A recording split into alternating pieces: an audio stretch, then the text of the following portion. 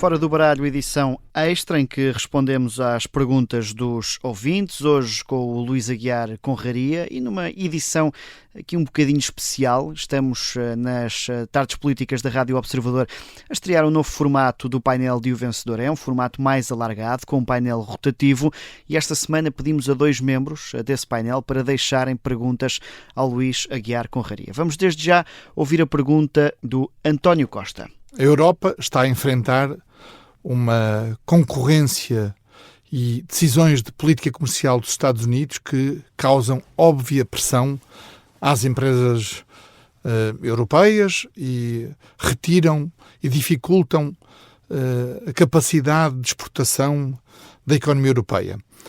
Uma alternativa sempre sublinhada, e há muitos anos sublinhada, é a necessidade das empresas europeias, obviamente também as portuguesas, de encontrarem novos mercados. Esta semana, finalmente, deu-se mais um passo importante, ainda não o último, mas importante, para um acordo entre a União Europeia e o Mercosul, para criar um maior acordo de comércio livre, 700 milhões de consumidores disponíveis. Ora, a pergunta é mesmo esta: as empresas portuguesas, a economia portuguesa está preparada para aproveitar esta oportunidade? Eu sublinho, por exemplo, que Portugal não é capaz de aproveitar a economia brasileira, as oportunidades que surgem da economia brasileira, como sucede, por exemplo, com a Espanha, que aproveita, e muito bem, os países, enfim, de influência espanhola, e onde as empresas espanholas têm uma relevância muito significativa e, portanto, são mesmo mercados que acrescentam ao mercado espanhol. Em Portugal isso não se passa e, portanto, o desafio, a reflexão, a pergunta é mesmo esta: Portugal estará preparado e as empresas portuguesas estarão preparadas, capacitadas para aproveitar um mercado como o mercado do Mercosul? Luís, fica a pergunta do António Costa.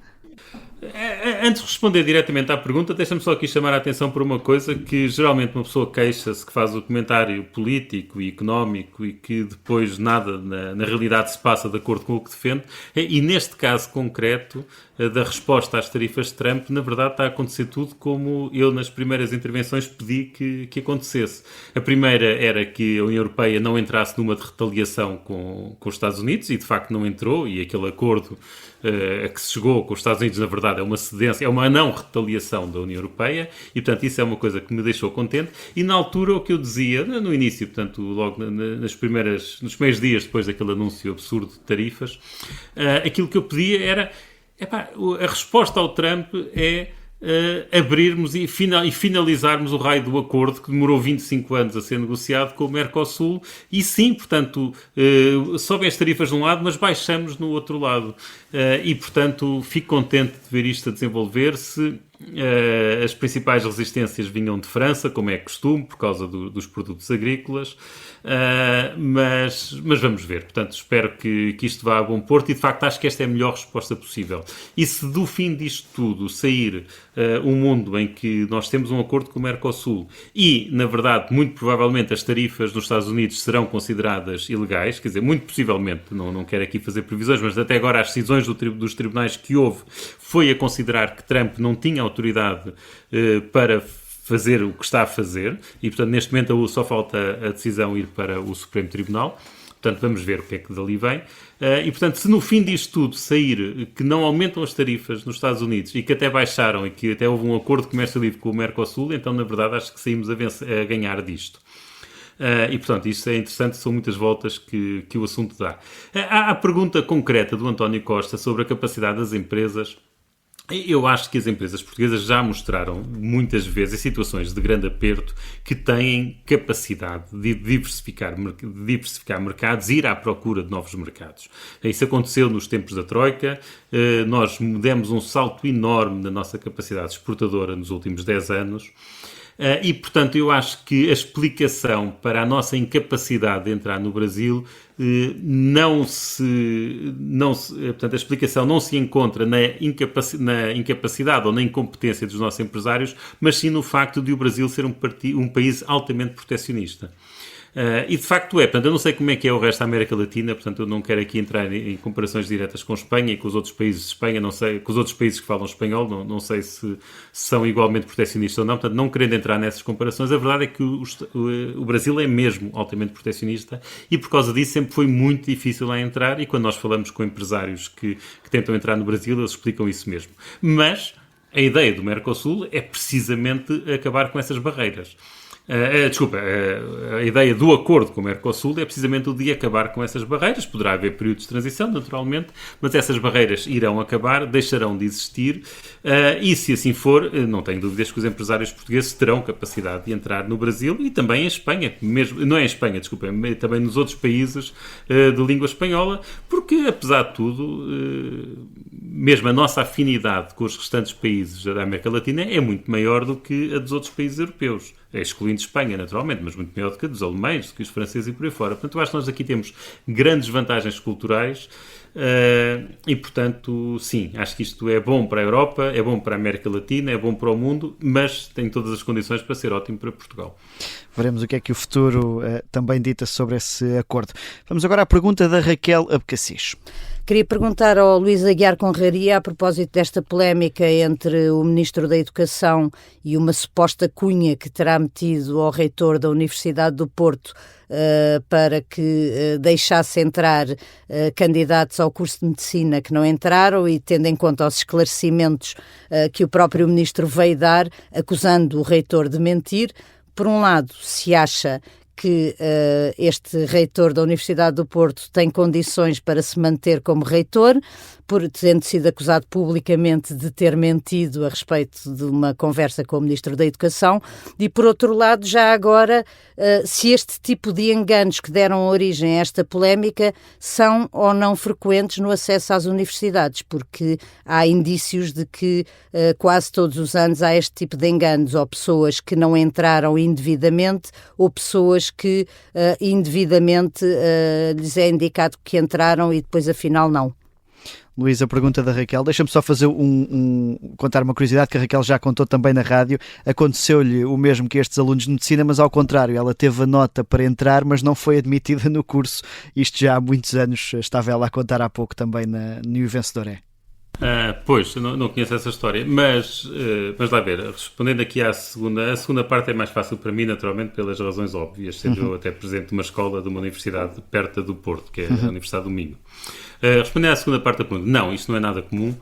Aliás, eu acho que uma das coisas que funciona muito bem na nossa sociedade é o acesso ao ensino superior, porque a transparência é total e é muito grande, e, portanto, aliás, quando existem erros, é muito fácil identificar os erros e corrigi-los, e geralmente o que se faz nessa situação, não sei se a Raquel terá feito isso ou não, é recorrer, e geralmente o que se faz é considerar, é adicionar a pessoa ao curso.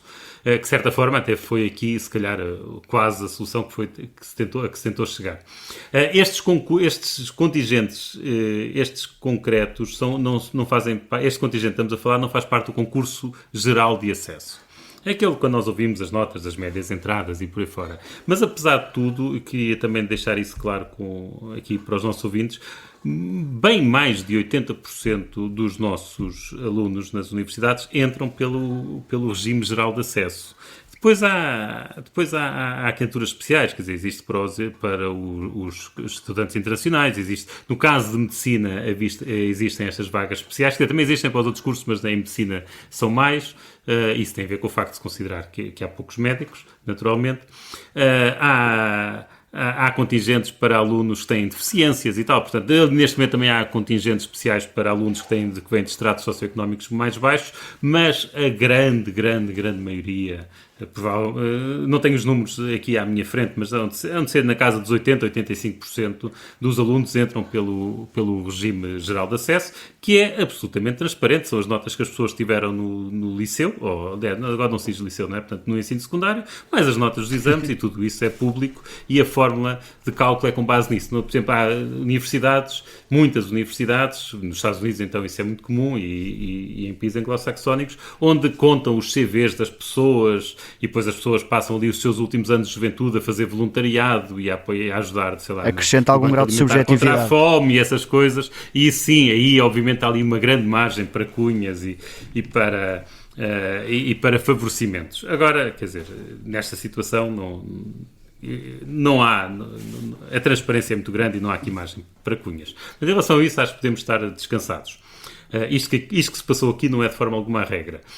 Quanto à questão do reitor se demitir ou não, ele já declarou que não se demitiu, mas isto é que não se vai demitir, isto é muito quente ainda, e também já declarou que não mentiu e que nunca disse que foi o ministro a meter a cunha.